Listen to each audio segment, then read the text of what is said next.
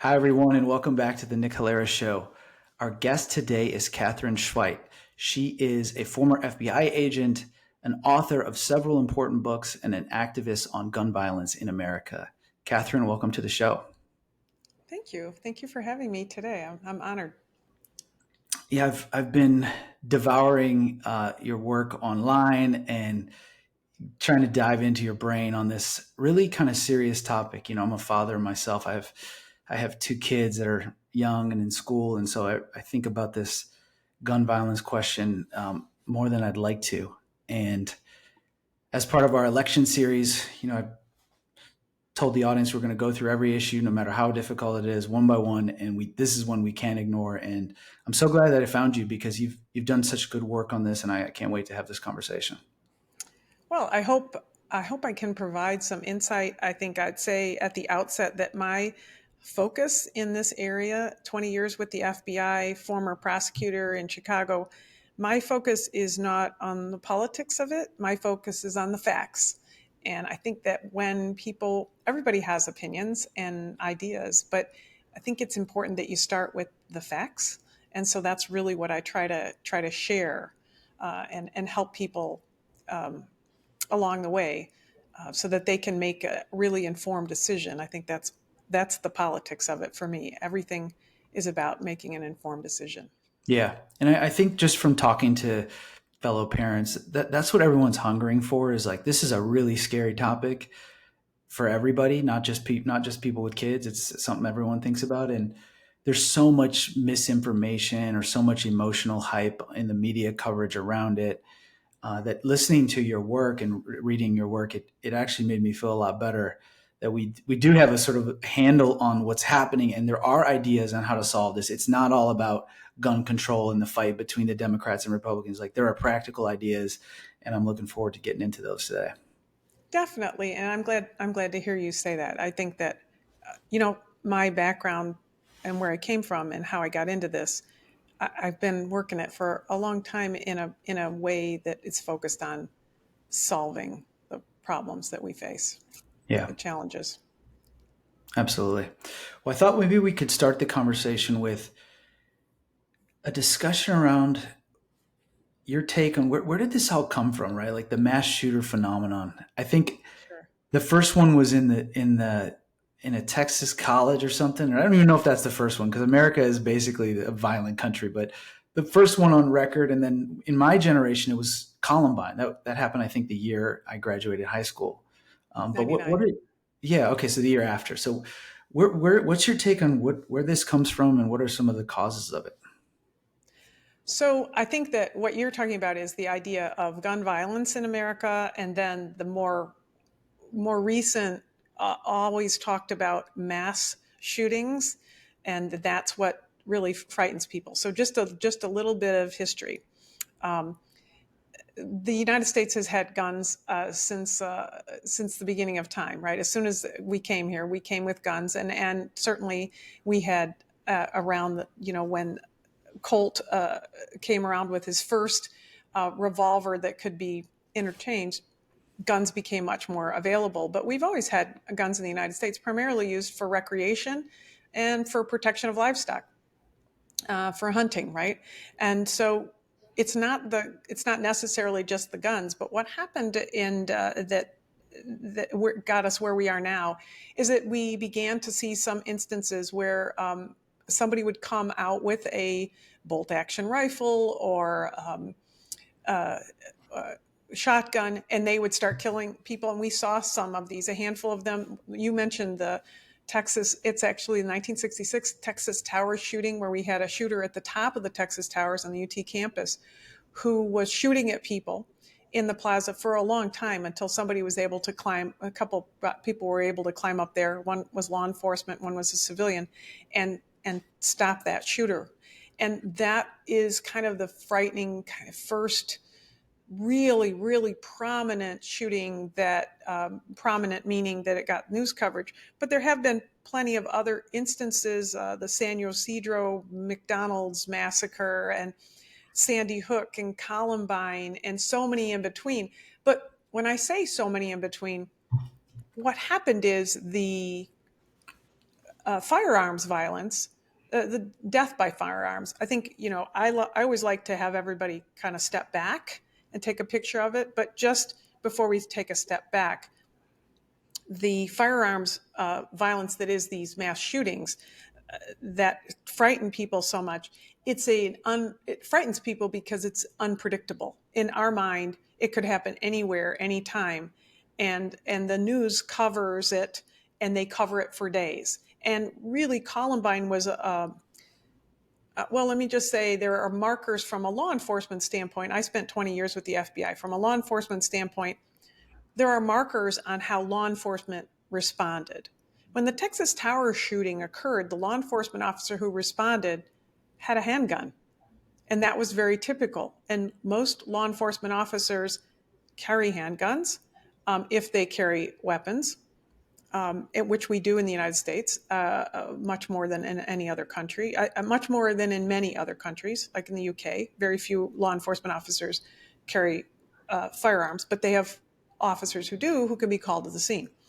And in the United States, law enforcement officers carried handguns. And what occurred, of course, is that occasionally they would be in a situation where they had to face somebody who had a shotgun or had a rifle, which has a longer distance. The bullet goes further. So it's very hard to use your handgun to go after somebody who's firing a semi-automatic weapon, because you can't get close enough to them unless you can get protection cover. So law enforcement changed. I know is this too much technical? No, this is great. Keep going. I just want people to understand the challenges. So when Texas Towers occurred, law enforcement realized, we maybe need to be better equipped. Now, it wasn't just that one incident, but then you fast forward to Columbine High School. There were plenty of other situations in between. When the McDonald's shooting occurred in San Ysidro, law enforcement there was following a policy that was in place at the time, which is we call contain and wait. And it means you wait, you contain the scene and don't let anybody else get into that scene. And you wait for a higher skilled team or a better equipped team, like a SWAT team, a special weapons and tactics, a SWAT team, to come in, a tactical team who has better equipment. Maybe they have the rifles, maybe they have scopes, which is in fact what happened. The shooter inside a glass enclosed McDonald's was eventually killed by a sniper, essentially. But there were all these victims inside, and there was a question that came about then and impending, incidents that said, should law enforcement wait outside? Well, people who are unarmed are in a position where they might be killed. So understandably, as a group, law enforcement turned to, hey, we need to better equip and better train law enforcement so any law enforcement officer can respond. And in fact, in what happened in the Columbine High School shooting in '99, the first law enforcement officer on the scene engaged with the shooters because he arrived. He saw somebody who was actually in the grass. He thought they were sick, and turned out the person was deceased. But he exchanged gunfire. Other law enforcement came. They exchanged some gunfire a couple of times, and the shooters remained inside the school.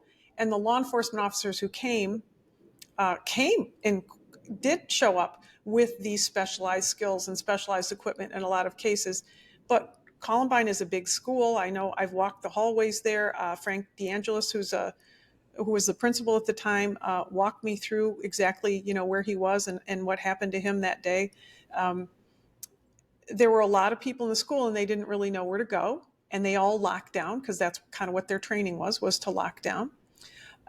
And then the shooters were walking around in the schools, and the law enforcement officers on the outside really had challenges coordinating the response, because they were all from different departments and they all had different radio channels, and they were worried about coming into the school from different areas and shooting each other, right? That created another problem for law enforcement. So every time something happens, law enforcement says, how could we have done this better? And Columbine High School is an example of, hey, we need to find a better way to train. We need to find a better way to communicate.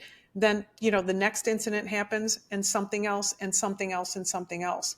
Yeah. So that's how all these incidents have occurred. And what we think of as these tons of mass shootings, there's actually no federal definition for mass shooting. There is actually no definition for mass shooting. Mass shooting is a term that is used by researchers and by the media, and it means whatever that researcher wants it to mean or whatever the media thinks it means. But there's no definition for mass shooting. But it's a lot, in general, it's a lot of people potentially are killed or could be killed in a mass shooting. If it's a mass killing, right, there's a federal definition for that, 3 or more. So this is a lot of chat, just to say that we have a lot of incidents that occur where we think, oh my gosh, there's a mass shooting occurring everywhere, because the media calls it that because they don't really know what else to call it. It's a shooting. There's a lot of people involved. Mass is a good general word. So they say, here's what's going on. But now, take a breath, Kate. If you step back and you look at firearms violence in the United States, let's put into perspective how much. Let's put into perspective the volume of firearms violence in the United States and how much of that are these shootings that you are so worried about at your school or at your church or at your place of business, when you go to the mall, when you go to the movies, when you go to the restaurant. How worried should you be? The answer is, let's look at the bigger picture of firearms violence in the United States. The Center for Disease Control and Prevention tracks all firearms deaths in the United States, and injuries also, but we're just going to talk about firearms deaths. In any given year, in the last few years, there's been, I'm just going to use kind of a generalized number that's accurate depending on what year, 22, 23. They're always it's a government number. It's always a little bit behind. So 48,000 people killed by firearms in 2022, I believe it was. 2022, which I think are our last numbers, 48,000 people killed. Of those, 28,000 were suicides. 60% of the deaths by firearms in the United States are suicides. So that means that those are secured guns that somebody who is having an emotional problem, they're in a particular state, secured guns that are taken from an unsecured position, or unsecured guns that are available to somebody who wants to commit suicide. It participates in that. I know I'm not saying that right, and I apologize for the people who there's a proper way to say that. But suicide is 60% of the firearms deaths in the United States. So just start from there. 20,000 people in the United States are killed in what we would consider homicide, some version of a homicide. So of those 20,000, 80% of those are males. And we know that 50 to 70% of kind of all firearms violence has a domestic nexus. So now when we worry about firearms violence and mass killings, let me add this fact. I know that about 100 people a year are killed in these shootings, these public shootings that people call mass shootings. The FBI calls them active shooters.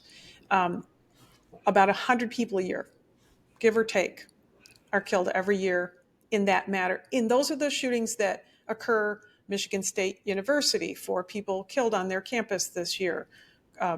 Columbine High School, Parkland, the Sandy Hook killing. Add all those up for the year. Whether they're in a school or a place of business, if they're a public shooting, there's about 100 a year. Now, every year, 500 people a year are killed when an unsecured gun is accidentally discharged, often found by a child and accidentally discharged, and somebody is killed. 500. So when we talk about what are we afraid of in terms of firearms violence, what we are really afraid of is, and we should be afraid of, is firearms getting into the hands of troubled people or getting into the hands of someone by mistake. That's the threat of firearms violence that we have in the United States. And I think if you think about whether you can do that in your house, in your neighborhood, if your child goes to somebody's house, do they have guns there and are they secured? Every parent should be asking that question. Every parent. Totally. Yeah, those numbers are sobering. Even though they're not really about the mass shooter story, they're sobering in and of themselves, right? Like 28,000 people committing suicide via weapon, via gun.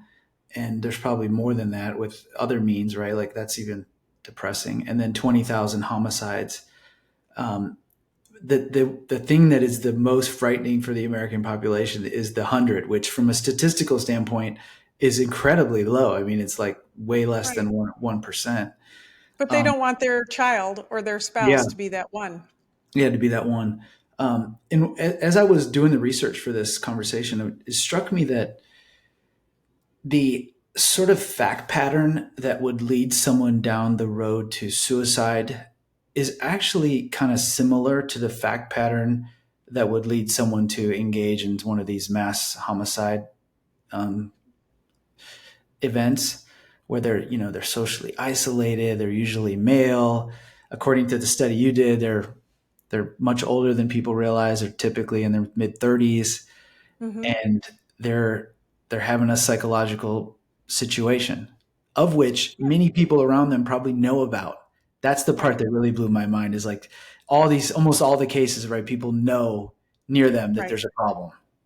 Yeah, our research at the FBI that our behavioral experts worked on as part of the research projects while I was there and then after I left um, found that every person who was involved in one of these public shootings, and you mentioned the age is higher, we think of it as being someone who's a teenager or a kid, but really the age that the average age, the mean age actually is more like in the 30s, and that's because for every one shooting in a school, there's two shootings in places of business, right? So the people who are having these situations that prompt them to do this, our behavioral experts at FBI Quantico looked at our actual shootings that occurred over a 14-year period and said, what took these shooters there? And one of the things that was most, I think, impactful is something you just noted. It is that there were every shooter displayed 4 to 5 concerning behaviors, not just one, and displayed those to other people. In the case of schools, probably the most egregious situation, I believe the number is, and we can make sure and look it up, but 92% of the shooters who were school shooters who were students, 92% of them spoke to another person about the shooting, leaked the information to another person. And we deal with that now all the time. We never thought that. We thought if somebody would say they were going to do this shooting, not just vaguely say it. I have a podcast called Stop the Killing. We just interviewed a vice principal of a middle school who follows the podcast and said, contacted us and she said, we learned from your podcast and I want to tell you everything came together because we saw the signs. We found a child who had been planning to kill kids in our school for 2 years. He'd been talking to his classmates about it. He had a couple of kids he was talking to for 2 years. And it happened that a young lady overheard something that was said. She reported it to her mom, who reported to the principal, and they found out that this kid had 2 years on and access to weapons and planned to come to the school and shoot it up. And they were able to stop that shooting because, but the scary part is, you know, why didn't the other kids say something? Why weren't they upstanders? And I'm not judging those kids. I don't know what their circumstances are, but we all need to be better upstanders because 4 to 5 concerning behaviors, and what are concerning behaviors? Uh, there are a lot of it's anything that's atypical for that person. Like I'm FBI agent, retired FBI agent. I have a gun. I carry a gun. For me to, for if you never owned a gun and you suddenly went out and bought a semi-automatic rifle and bought a bunch of ammunition and started shooting at the range, that's atypical for you. If you are, we've seen people who own guns who shoot, for recreation, and then they suddenly start shooting in their backyard every morning. And then 2 weeks later, they go and massacre a bunch of people.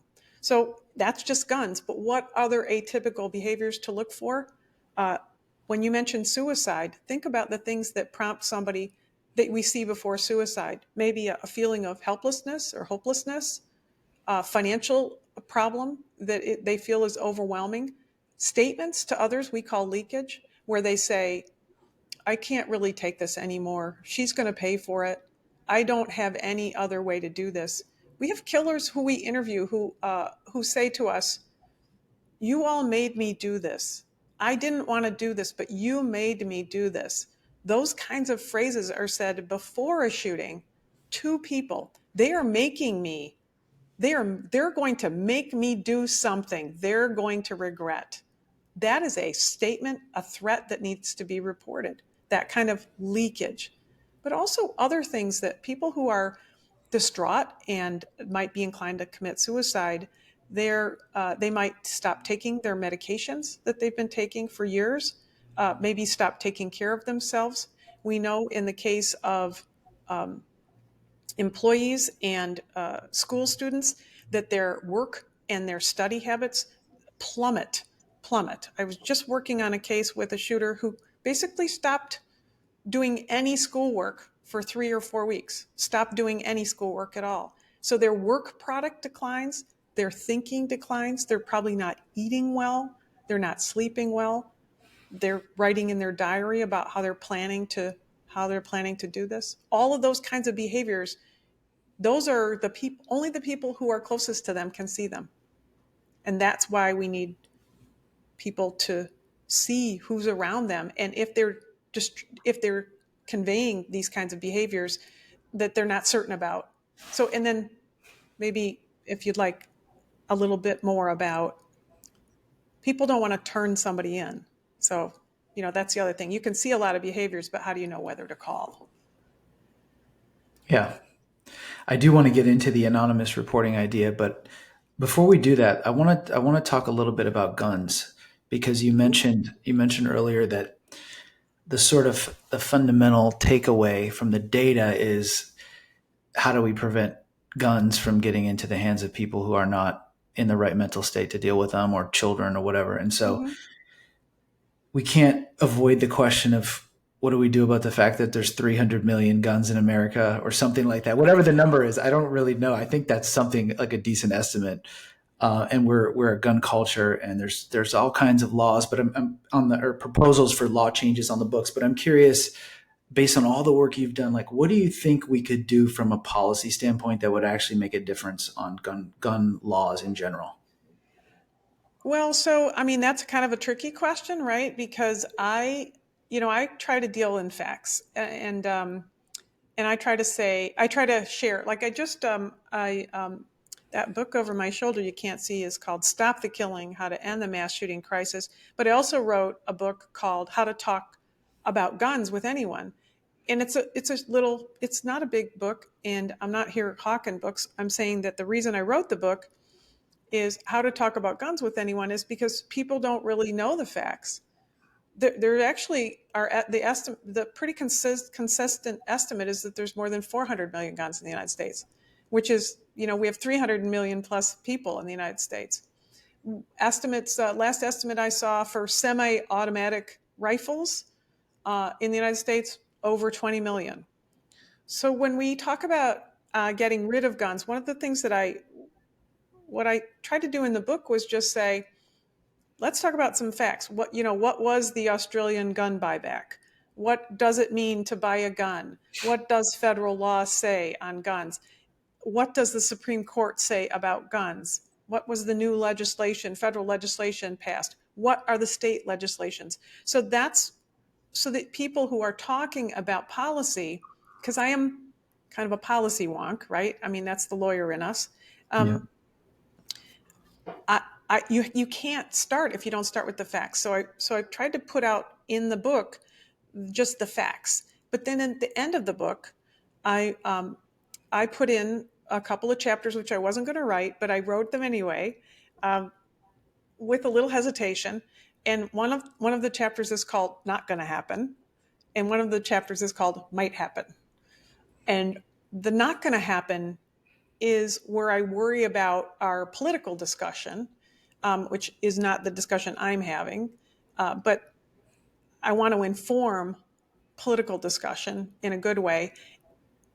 And some of the informing to me is the "not going to happen" chapter is when we talk about this issue, we are wasting valuable airtime.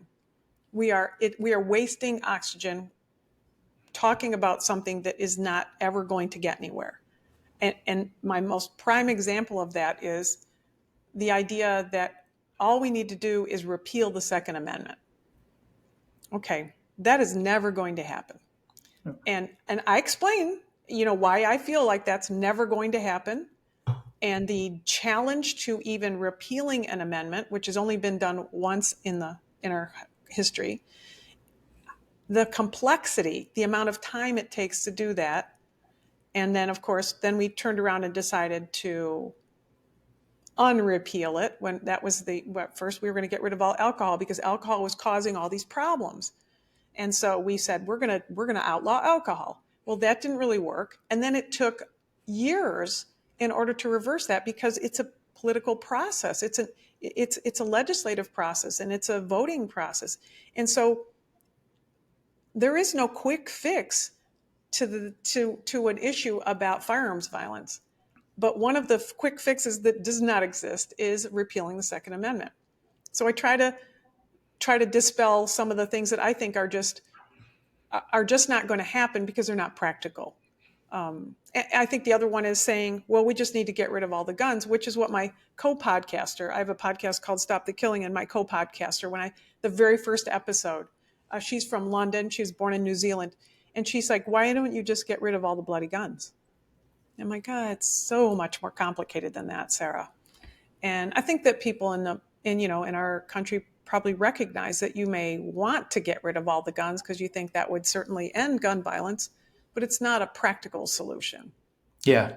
And people in this debate on the political side are excited about the examples of New Zealand and Australia, where they, after incidents in those countries, they executed these crazy buyback programs and got rid of guns completely, right? Like they didn't. I think that's the reason that's exactly why I wrote this book, not to hawk books, but that's exactly why I wrote this book, because Australia spent $650,000 to buy back 20% of the guns in the country. Okay. 20% of the guns. So if you do 20% from 650 from the guns that they bought back, two factors. One is, we have way more guns than that. We might have been able to do this 100 years ago if for some reason we thought we were going in that direction. We're not doing it now. If we bought back proportionately 20% of the guns in the United States at the paltry amount of money that they were offering now, I think they paid like $430 a gun or something like that, $340 a gun. I've got it, and I just don't have it handy. Sorry. We would have to have $40 billion set aside to buy the guns. And then people would have to be willing to give their guns. People in Australia, when their shooting happened, when the terrible shooting happened in Australia, they voluntarily came in and sold their guns back because they didn't want the guns in the house. The United States as a whole has a very strong gun culture. It is the reason the United States exists, because we had guns and the people who were living on the land did not. And so there is no will for people to give their guns back. And so people who may want to give their guns back, that's fantastic. But who in Congress is setting aside $40 billion to buy back guns and then finance the agencies that are going to collect those guns? Go out and find them, collect them, get them from people, and destroy them. And then that would be 20% of our 400 million plus guns. So I hear Australia a lot, but I think that's where we go to the let's look at let's look at the what the evidence is. Let's look at the facts and say we can do an Australian type of buyback, and if Congress wants to pass that, maybe 20% of the guns in the United States could be taken if people voluntarily give them up. But I think that if you look at even just a couple weeks ago, I was talking to somebody in Illinois. Illinois passed a law that requires people who own, and I'm fudging here because I didn't look up the statute, but semi-automatic gun owners to register them in some way, and they have had so far 5% compliance. I mean, it may or may not happen, but nothing is going to happen unless people who own guns view it as a helpful solution. Yeah. I hear you on that. I personally am kind of the opinion that it's an open question whether you could have a sustained constitutional democracy with a population that was completely de-armed. There was a reason why the Second Amendment got put into place, like a philosophical reason it got put into place. Mm-hmm. And in a world that has a violent history, like having totalitarian technological powers and having a bunch of people with no guns is actually kind of scary. Yeah, and I think it's a little bit. I mean, I hear from plenty of people who say, I have to worry about the tyranny of the government, which is a phrase that's used all the time. I have to worry about the tyranny of the government, and I want to be able to protect myself and my family. And I respect that absolutely. Of course, I want to be able to protect myself and my family. But when it comes to the tyranny of the government still, when the Constitution, when the constitutional writers and the people who brought the amendments to task, there the discussion of what occurred and what the amendment means and what the courts have interpreted it through the years in itself is another thing that I address in a different chapter, because it's not as clear cut as everybody thinks it is. But I think the more important philosophical question is the one that you just raised about, can we live in a democracy where we don't have access to that? Not as well, maybe. And if your fear is I have to be armed because of the tyranny of the government, remember that we have a government now of, a million and a half, large military, and with weapons that would dwarf any weapon that somebody can keep in their house. Yeah. Yeah. I think the premise of the weapons as an antidote to government tyranny is absolutely been challenged by technology, because it would be very difficult for lightly armed forces, right, to stand up to the military. However, what we've seen in places like during the War on Terror, who were lightly armed, you could still put up a fight. There's some value to having small arms, even against an incredibly technologically advanced adversary like we were. So they're So I not think useless. Yeah, but it's not. that's the extreme, Yeah, right? I mean, there are people who say, "Oh, we should get rid of everything," but there yeah, are just as many people who say, and understandably so, can give valid reasons beyond "I want to fight the United States government." I mean, I get that there are people who want to be confident that if the United States government comes, they can defend themselves against that. But also all the other things: livestock protection, protection of family and self and property, and recreation. I mean, I know plenty of people who use guns for recreation. I think there are 15 Olympic competitions that involve firearms of one sort or another. So yeah, it's not just they're not just used for violence, and of course the majority of them are not. yeah. That's right. What do you think of background checks, the private sale loophole, changing the age, or banning assault weapons? Like, what do you think of some of these sort of like more targeted policy ideas that are being bandied about? Do you think any of those have legs that we should try to pursue? So in the and I don't mean to keep referring to a book, but you're asking me very clean gun questions, which I didn't know that was going to happen exactly this way, but that's okay, because I think this is important. I wouldn't have written about it. I tried to kind of touch base on all of those. in the gonna happen, might happen chapter and Yep. say, there's no gonna happen, right? There's some not gonna happen. We're not repealing the Second Amendment. We're not getting rid of all the guns. We're not registering all the guns. Even if we want to, there's not a will in the country right now to register all the guns and to identify all the gun owners. And so for a host of reasons. But in the gonna happen, here's my overall comment about what you just asked me is there isn't one solution. There have to be a number of solutions. So, for example, and I might have to look this up. But in the legislation that was passed a couple of years ago, the Biden administration legislation that actually made some changes to the gun laws for the first time in decades. One of the changes that was made, some of them are just things that people wouldn't necessarily know about, right? Just in general, little funding to this and that. But one of the changes that was made was to purchasers 21 and under, 18 to 21. And there was what we call a U21 provision.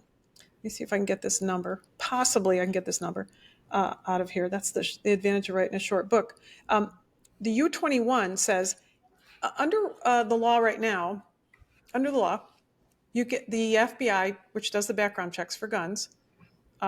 It's their system, the electronic system, the National Instant Background Check System, the NICS system. That when you go to buy a gun, those firearms, FFLs, federal firearms licensees, they run your background through a system, electronic system that checks through the NICS system to see whether or not you're a prohibited person. In many other countries, they do just the opposite. You come in and get a license to purchase a gun, all the background is done on you, and then if you have a license to purchase the gun, you can choose to go buy one. In the United States, we don't license people to purchase guns. What we do is if you want to buy a gun, you go into the store, if you're buying it at a store, and they will run your name and information in the NICS system to see if you're prohibited. There's a handful of prohibited. If you've been dishonorably discharged from the military, if you've been adjudicated and it's been recorded as being involuntarily committed to a mental health facility, although that's being challenged in court. If you have a prior felony conviction, certain other things. There's just a handful of things that make you prohibited. The FBI has 3 days to do that. During the pandemic, 60 million people bought guns. 60 million people, 60 million guns were sold. 5% of those to first-time gun owners, just for the record. 60 million background checks had to be done. A record number every year, a record number of background checks that have to be done. And if they can't be done in time, the gun can be purchased without the background check being done. So the advantage to being prior FBI, right? I went into and kind of dug through some of those numbers on that to find out, well, how many of those background checks don't get done in 3 days? There's a pretty good number. And when the Congress asked that question, the FBI came and said, okay, well, in this given year, in these years, 6,000 people should not have been allowed to get a gun. But we couldn't get the background check done in the 3 days because we had to check on this and we didn't.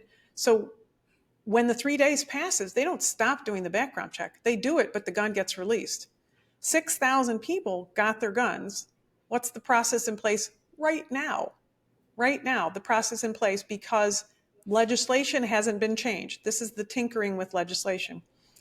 Legislation hasn't been changed. Right now, if the FBI finds that a person got a gun, was able to purchase a gun, even though their background check would have prohibited it, say they were dishonorably discharged from the military, they had some super huge issues, and then the FBI notifies ATF, who goes out and tries to go get the gun back.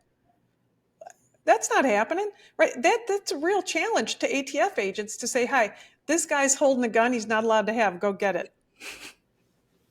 Right? So those are things that we could clean up. So one of the ways that they tried to clean it up in the federal legislation that was recently passed is they said, look, if you're 21 and under, we know that there's a certain level of 21 and under your brain development how solid is it? Are you going to be more likely to be instantaneous in your decisions, right? That might not necessarily be good, right? They don't have the same calming minds that adults have. So the federal legislation said we will give you up to 10 days to do that background check for anybody 21 and under. And so I called the 21 and under, we call it U21s, and said, how many guns are likely to be purchased where you're going to need to do the U21 check because they're young people buying these guns? In the first 6 weeks before this was actually implemented, it was implemented in a couple of states to test out the system. And in the first 6 weeks after the law was passed, the FBI had 20,000 U21 checks in the first 6 weeks. Can you imagine what that number is going to look like by the end of the first year? It's going to be millions of guns where the FBI was allowed extra 10 days to try to do a background check for somebody who is under the age of 21, as opposed to releasing a gun to somebody and then trying to go back to a 20-year-old or a 19-year-old and get a semi-automatic weapon they walked in and purchased. Okay, little so that's pieces. yeah. Little pieces. That's the only way we're going to do it. Little pieces. Little background check here, a little, better mental health. Right now, the people who report mental health problems and involuntary commitments, if they don't get that information into the NICS system, lots of states don't have requirements. They don't fund the people to, in the state to get that information. Hospitals, and law enforcement gathering that information together and properly documenting it in the federal system. If the states don't have money to do that, police departments don't have money to staff up, to submit that information into the federal system, it doesn't get there. So there's a lot of little pieces, a lot of fingers that need to go in holes in the dike. Yeah. It's not just a big thing. I wish it was a big thing. Then we could Yeah, just like fix it. yeah, it's a funding thing. It sounds like I interviewed somebody a few weeks ago for the podcast who's working for a really kind of innovative nonprofit that is helping in the child trafficking cases and essentially bringing private money to the table and ex-military people with like super intelligence experience to try to like give the additional resources to American law enforcement. But it sounds like from talking to him that the law enforcement is understaffed and under-resourced at like a pretty serious level. Is that your experience as well? Yeah, I think so, and I think in some silly ways, like you think about, there's a federal legislation that's drafted that's bipartisan. It's called the Secured Firearms Act or something. The law is simply, imagine about the press for law enforcement. This is the Secured Firearms Act is simply to require federal firearms license holders, FFLs, to, when their shop is closed, properly secure their guns, either through in a safe or through, metal bars, like you would in a jewelry store. You don't leave your jewelry in the front cases, right? Because somebody will break in. So the fact that we have to pass a law to ask somebody to secure the guns that are in their building is kind of crazy, but that is something that's out there that, because it doesn't exist. When a store, a firearms store, gets broken into and all the guns go, then law enforcement is in a position where they're trying to find the gun dealers, and they're trying to find all these weapons are now really unaccounted for. We don't know who has them. We don't know, whether they're underage or whether they're, going to be used for violent intent. That's the reason that they're in there stealing them. So we add to the law enforcement problem because we can't shore up funding. They don't have the money they need to input stuff into the federal systems. They don't have the money they need to send their law enforcement officers to de-escalation training and to threat assessment training, to hire a threat assessment professional who is going to look for patterns of people who are in trouble. That's a funding issue, and that's common. Yeah, seems like it's a huge problem. Well, I'm kind of, after reviewing this and thinking about it, I'm kind of I of feel the like I mind. haven't given you any positive I thoughts. know. Well, look, here's what I was going to say. Say that I again. feel like the gun thing is such an issue in this country. There's too many of them, right? 400 million. There's a history. guns are not going to get off the streets, and we might tweak these laws. Like I'm kind of in favor of the background, like making the background stuff more rigid and more robust, and maybe even investing. It sounds like we need another policy proposal that we should consider is like, let's invest in an upgrade of this system and tie all these systems together so that a background check can be done instantaneously. Like somebody wants to give me a loan, like they can instantaneously determine whether I'm a credit worthy person. So theoretically the technology exists where they could say Right. like, yeah, You have to you're, have the information gathered together. yeah, And, law enforcement doesn't want to do it the hard way. Nobody in law enforcement yeah, wants to jump through hoops. And there are law enforcement agencies out there still using fax machines and copiers and putting their training into DVD machines and VHS machines and stuff, because most law enforcement in the United States is in very small departments and they don't have the funding to do it. So at a national level or at a state level is where we can have impact. I think that's the most, maybe the most impactful is at the yeah, state level or county yeah, even, but even state is better. yeah. We need to put some serious resources in that. But where I was going with that is like, There are people who have um, there are people who have put their money where their mouth is and come up with some good solutions. In San Jose, California, they passed a law that requires gun owners to have proof of insurance, and so that requires the gun owner to bear the cost of gun violence, right? Potentially. In other states, they have passed laws that say, if you're going to have weapons, that's fine, but maybe you can only have this magazines loaded with so many rounds of ammunition, or maybe you can only buy so much at a time.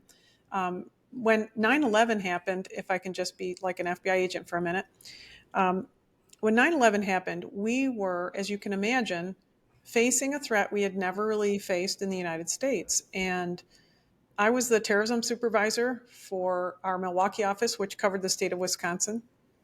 We had to make decisions in a very short time about how could we prevent the next shooter? How could we prevent the next bomber? How could we prevent the next terrorist? How could we prevent the next plane from going into a building? Oklahoma City was an example of that, where the Muir Federal Building was, they used explosives to blow that building up, right? After 9/11, we knew they used planes. So what we did at the federal level is we put in tripwire systems. And for example, after the Oklahoma City bombing, where there was a large amount of fertilizer used, fertilizer that is readily available because farmers need it, but we put in tripwire systems that said to manufacturers and to sellers, if you see something that doesn't seem right, say something. And after 9/11, we put in tripwires. Things like, for example, if you have a flight and you come in, you want to pay cash for your flight and you want a one-way ticket and you don't have any luggage, we want to know why you're taking this flight. It isn't that we want to interview you, but that is going to set off some alarm bells where we're going to say, hey, who is this person? And is there, I deal in cash. I mean, I pay for things in cash. I travel one way. I travel a lot. But when we get all of these little pieces together, they kind of set off some alarm bells. But I agree with you. We have to have some national systems in place. And if we're going to have guns in the United States, and I don't mean like because maybe we won't. I mean, if we're a country that is a gun culture. We have guns in the United States. We absolutely have to have better tripwire systems in place than hoping that ATF, which only works on paper and isn't allowed to digitize a lot of its records because nobody has ever wanted to fund ATF. And so imagine they have like a Indiana Jones style buildings filled with paper records of gun sales. And when somebody shoots a gun and we say to the ATF, can you find out who owns this gun? I mean, there is no tracing system with guns, but they can get us to certain parts, but they start with paper. They start with paper. Like, why are we still doing, we're defeating ourselves in the United States because we don't fund the institutions that we say we want to enforce. Because most gun owners would tell you there's plenty of gun laws out there. Why doesn't ATF, or why doesn't the FBI, or why doesn't the local police department enforce those gun laws? Well, in some cases, there's no funding for them, and it's not popular to fund ATF. It's not popular to fund an organization's infrastructure. And so Yeah. they don't get funded. Yeah. It's crazy to me that people aren't talking about this, because if you were to poll the American population, like, it doesn't matter whether you're Republican or Democrat, people are worried about gun violence, and the fact that we want to hamstring law enforcement with these outdated technologies and systems, it just makes absolutely no sense. It's one of the, to me, like a no-brainer, low-hanging fruit that could really help improve our country. It's just, hey, let's fund these, let's upgrade the technology, let's fund these departments appropriately, and help. So I hopefully think, we'll get that. That's one positive thing that we can take away from this conversation. Like, hey, there is actually one thing we can all agree on, which is let's fund these initiatives. But where I was going with that whole line of thinking was, it seems to me like where we should spend our time when thinking about mass shooters is on prevention. And I do think there's an optimistic story to the work that you've been doing, which is that, like we talked about earlier with suicide and mass shooters, like, there is clues, oh and yeah, there's ways to identify these people, and that's where the system that it seems like we should be investing in is like these anonymous reporting systems, and getting everyone talking to each other, family, getting the communities to like yeah. notify each other when they see strange things, and try to prevent some of these acts. But tell me about what you think about all that. Yeah, I think that's probably our biggest missing link. I always kind of view it as like, we know about see something and say something, but we always see something, but we don't always say something, and we don't know who to say it to. So it's kind of those two gaps that every person who's watching or listening should think about, is that you have the one, you could be the one person. I can't tell you how many cases, I mean, especially as a longtime law enforcement officer, but even shootings. There was a shooting, a high school shooting that was prevented in, X state, when in another state a woman saw something online and called the police department and said, I don't really know if this means anything, but I saw this and I just wanted to tell somebody about it. And that prevented a shooting. They were able to find out who the kid was or who the person was, and that prevented a shooting. There's another situation where, and I have tons of examples like this. There's a woman, she's looking out of her window in her house. She lives near a storage facility. It's the middle of the day, and she sees a teenager at a storage facility, and it's like a Tuesday or whatever. And she's thinking, why is that kid, why isn't he in school? That's her kind of initial thought. I don't know. Why isn't this kid in school? And some people would say, wow, that's none of her business. You know what? It is her business, because it's all of our businesses. For her to be an upstander, she called, under the circumstances, she called, police responded for whatever the circumstances. And he had a stockpile of weapons inside that storage locker, and he had plans to do a school shooting. One person stopped that shooting. One person generally is the one who stops a shooting, because they're the upstander. So when you say, this is the first thing, if you see something, you have to say something. And not just like, well, I called the police and they said it probably wasn't anything. You know what? Get it off your conscience. Get it off your conscience. Report it anonymously to the anonymous reporting system at your school, at your place of business. Drop it in the drop an email anonymously to some boss to let them know, to the HR, walk by the HR department and say, this guy who sits next to me, he talks about blah, blah, blah, whatever it is. Whatever those circumstances are, get those things out there and say them ahead of time, because when you say those things, you give us the chance, law enforcement, you give employers, you give school officials the chance to say something and put it together before a tragedy occurs. And we don't see it.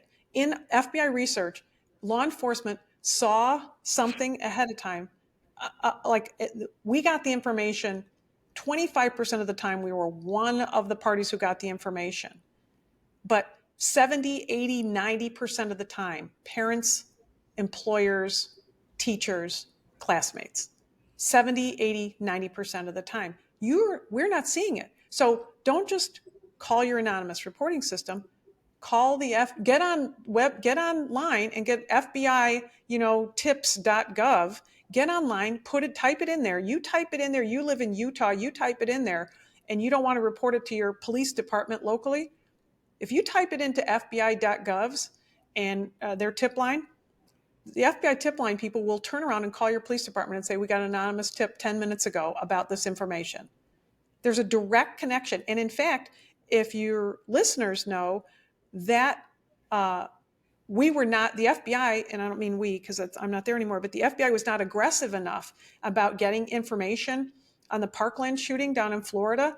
And I think in part because the person, I don't know what the evaluation was, but internally, the person who reported this accurate information about this threat on the person who ended up being the Parkland shooter said, "Oh, I talked to the police department too, and the police department knows all this. The sheriff's department knows all this." Well, that's no excuse. The FBI should have followed through. They know that. They changed the entire tip line system so that could never happen again.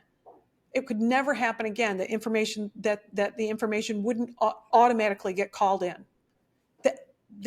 Police are willing to do something, but they can't do it if they don't get the information. And if you worry about, with kids say, I don't want to be a snitch. And neighbors say, oh, I don't want to be a snitch. Snitching is because you want to get somebody in trouble. Telling is because you want to help somebody. And that's how I think parents should talk to their kids about it, because we know that 60% of these people who commit mass shootings intend to and often do commit suicide. And if you could prevent somebody from committing suicide, wouldn't you help them if you could? That's what telling is all about. And if that's not frightening enough, 20% of the shooters, 10% of the shooters who I wrote the FBI's first research on active shooters, 10% of the shooters killed a family member first before they went to do their killing. So you could be saving your own life or the life of your grandfather or your uncle or your nephew or your son. Yeah.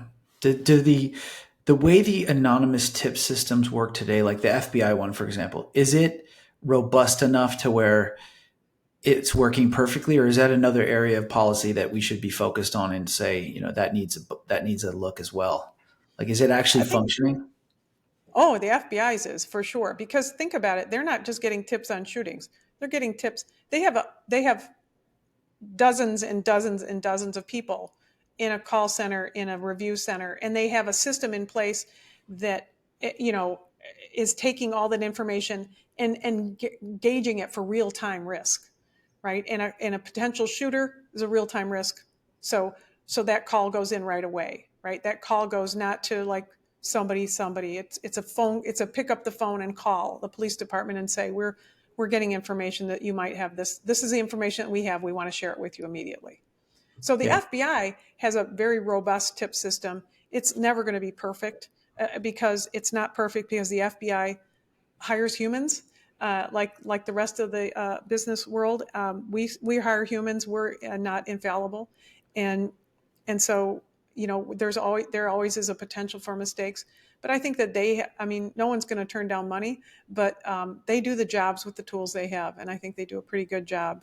And I think other agencies struggle more. Yeah.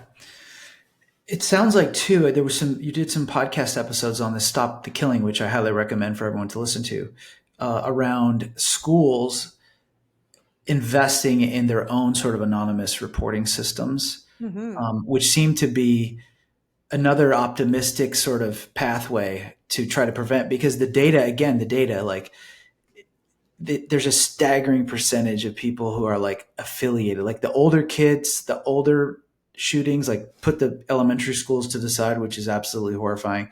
But in the older cases, isn't it like 90% of the time it's somebody who's already at the school or something like that? Yes. And the same is true for business. Like it's basically inside jobs in a sense. And so it is, right. Middle school and high school kids shoot up their own schools. They shoot where they know. And even in places of business, And their pace of business can be like where the public transit's like a mall. That's one kind, right? Yep. Or a movie theater. But the other kind, which is most of our businesses, your packing facilities, the postal, mailing facilities, Amazon, dentist offices, doctor's offices, those are inside jobs too. So you're knowing and having an anonymous reporting system that allows your people to report things. They're maybe less inclined to report because they're worried about somebody that they're sitting next to in a class or sitting next to at the office. So when you have an anonymous reporting system, I'll tell you, when it comes to years ago, we wouldn't have had this discussion. We can now.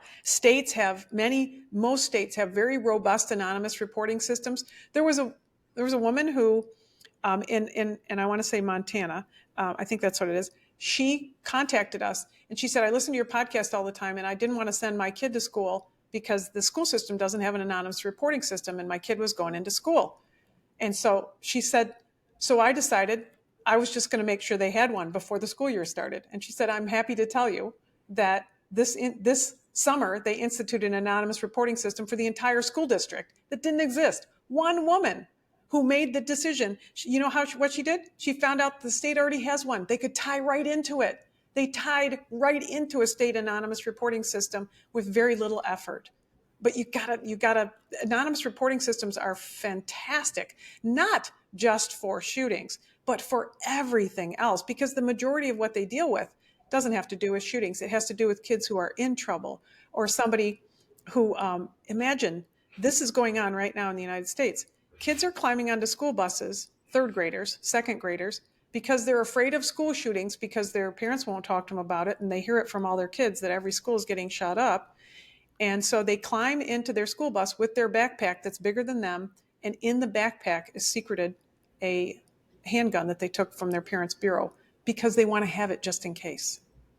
We're taking handguns off of kids' backpacks in elementary schools, not because they want to shoot the school up, but because they're afraid. And, so that's another thing. Talk to your kids and tell them that the school's going to be safe. They're going to be safe. It's a rare occurrence for this to happen in a school, but we think it's going to happen every moment of the day. Yeah, I feel like that's an area that we shouldn't shy away from, is talking to civilians about this, children about it.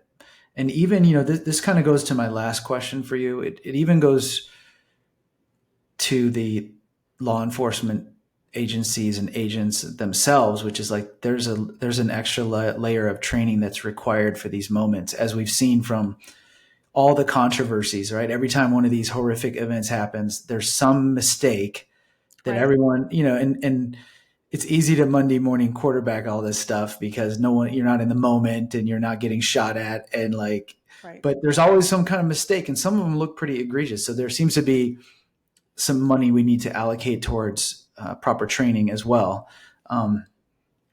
around what happens if one of these things does happen. That's another area that we should focus on. So that was going to be my next question. It was just like, okay, we focus on prevention. That seems to be the place to spend our time because guns is America. This is America. Let's put that aside. What happens if there is an event? What should people keep in mind? If there is an event, I think there are some really good things that you can learn ahead of time, which is that law enforcement and all the things that support law enforcement, we have systems in place at the mental health, at the hospital, and the school districts. They have systems in place for emergencies. Just like, think about it like a tornado. Like a tornado comes through your town, or you're worried about a hurricane.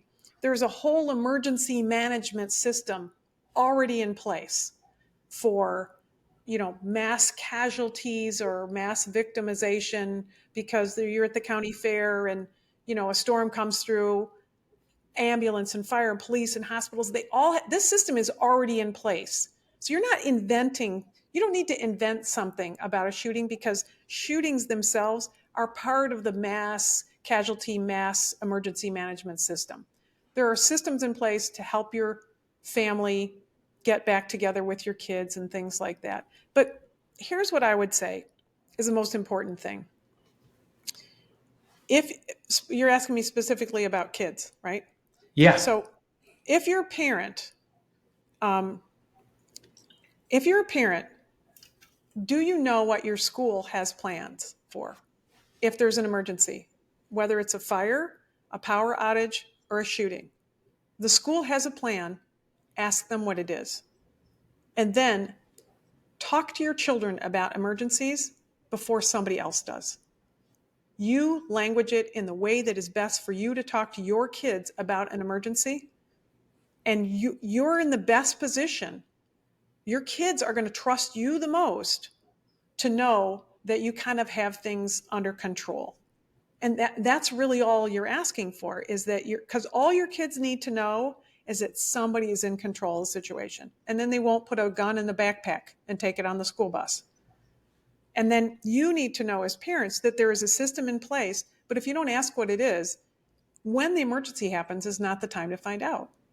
So ask, hey, if there's an emergency here and I have to pick my kids up because you have to have a mass, evacuation of the buildings, what's the plan in place? How will I find out about it? Will I get a text message telling me where to find my kids, or do I come to the school? Because if the plans aren't in place and the parents don't know about them, then what happens in every instance is hundreds of parents flood into a school while law enforcement, fire, and EMS are trying to discern what's going on and whether there's even a danger there.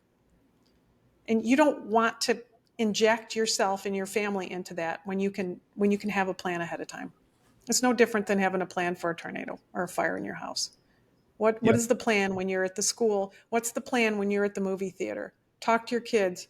It's the old day. In the old days, in the zillion-year-old days, it would be like every kid had a dime, and that was the dime they could use at a payphone to call their mom and dad, right? And you're like, payphone, what's that? So that's a different podcast. But just that idea of having plans ahead of time. Where is the text message? Where is the group text message? And understanding things like that we all know from emergencies. Text messages work when emails don't, when calls won't go through, when systems go down. A text message will work when a phone call won't. If you plan for an emergency, you're going to be able to handle the emergency because you'll visualize what the emergency is. If you don't plan for it because you're so afraid, you're making it worse. You're just making it harder on you, and you're making it harder on your family, your kids, your spouse, your workmates. And as an employer, you have a duty to plan. And schools are employers, businesses are employers. As an employer, you have a duty to do it under the law, to protect and to prepare. Definitely. So there's plans in place. Find out what they are and have the conversation with your kids before somebody else does. Yeah, I think that's great advice. And I heard you speak a lot in public about this idea of run, hide, fight. Can you just talk more about that for a second?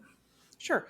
Run, hide, fight is after I was assigned to work with the White House in my position as an FBI executive after the Sandy Hook massacre in December of 12. And we wanted to share with the public something that would help them to have a plan in place. And we looked at a number of different things that might work. And we talked about doing public service announcements and filming things. And we discovered that the city of Houston mayor's office had developed on a DHS grant, had developed Run, Hide, Fight as a advice for civilians to say, when tragedy occurs, when something bad is happening, these are your options. You're going to run or hide or fight or some combination of that. Now, some people say, I don't want to do those things, and why do you teach us those things? I'm going to tell you, having studied this and worked in this area with 30 years of experience and background information in this area, 30 years of research tells me, research on 30 years of these types of most scary situations, 30 years of research tells me that people do these three things. That's why the federal government decided after the Sandy Hook massacre to adopt Run, Hide, Fight as the national voice, the national policy, the national mantra, to say, just like stop, drop, and roll, we know what that means for fire. Run, hide, fight means that if you're in a situation where there is danger, if it's out in the open fields, you just escape. That's the run part, right? But you're going to, we know that people will do these three things. They will run or hide or fight or some combination of that. And the ones who do that are successful. I have story after story after story of people who survived frightening situations because they knew how to run, hide, or fight. Children who survived at Sandy Hook Elementary School ran from the building, from the classroom. Children who, college students who jumped out of the windows in the second floor of Norris Hall survived when students in the classroom next door were shot to death. So run if you can, hide if you must, fight if your life depends on it. And when we talked earlier about kids, I want to just add that a lot of people said to me, well, we can't talk about this with kids. We can't train kids in this. I want you to know that kids are being trained in this around the United States, and you might not be aware of what your kids are being trained. So first of all, ask your kids what they know, and ask your teachers and your administrators what they're teaching your schools. But I'm so passionate about Run, Hide, Fight that I don't know if you can see it, but there's a book over my shoulder that I mentioned before. It's called Stop the Killing, How to End the Mass Shooting Crisis. There's an entire chapter of what I teach on Run, Hide, Fight is in there, word for word, on how I teach it, but also an entire section, a whole chapter on teaching kids, because there are plenty of ways that we can teach our kids. Think about stranger danger. We teach our kids about safety all the time. And, when you're talking about a kindergartner in a school, we're not, and we want to teach them, we're concerned about a school shooting. We're not teaching them by showing them pictures of people shot up. We're teaching them to pay attention to the teacher in a serious moment, and to follow directions. Just like we do for a hurricane, just like we do for a tornado. You teach at that level. That's what they're doing all across the country. You can start that conversation with your kids in your house and then extend it to what they learn at school. There are so many good books out there. I've referenced all of them in my book. But if you can't find them, I'll send you a note with what they are. There's books and training. Sesame Street does training in it. The city of Houston has training for kids. Up at where Columbine High School shooting was, since Columbine, they've been training kindergartners on up, and they know how to do it, and they do it well. It can be done. Yeah, it seems like, unlike the old frameworks that they had in place during the Cold War, where like they were putting kids Duck under, and cover. like I did that. Yeah, exactly. Like it had 0% chance of success. Where, as simple as this sounds, like if you talk to the survivors of these events, that's what they've done. And actually, there's some optimistic. Even though the fight is like the worst case scenario, like you don't want to have to do it, but there's like a huge percent, not a huge percent, a decent percentage of these shooters have been taken out by unarmed civilians, right? Like I forget the number. 20 in the 160 people 160 shootings that we did our first study on, 160, 21 of those shootings, 13%, were stopped by an unarmed civilian. Unarmed civilians safely and successfully stopped the shooting. And I will say, I'm law enforcement for a long time. I carry a gun. I was surprised more than anybody else to learn that this concept of good guy with a gun is a great concept. I address it in my book, but there aren't numbers to back it up. There just aren't. We don't have enough instances by any means. We certainly have a handful of incidents that have occurred over the last couple of decades, but unarmed civilians safely, successfully stopped shootings, and 13% was our first go at it. Absolutely. It can happen. Yeah.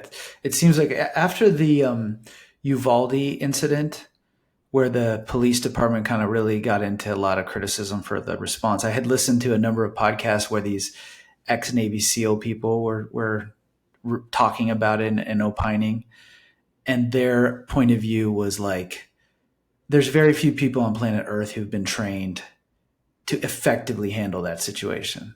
That was their kind of teaching. So the idea that like walking around with a gun untrained by ever, just a civilian with a gun, that you're going to like be able to handle someone with an assault rifle effectively, is unlikely. But in the chaotic moment on the inside, like someone's reloading, or I don't know how these people have stopped these shooters. It's probably in like these transition moments where they're like, they catch them off guard and they're reloading. You can stop them. Obviously, it's been done. I think sometimes it absolutely has been done, and it has been, perhaps when they're changing magazines. Also, guns point in one direction.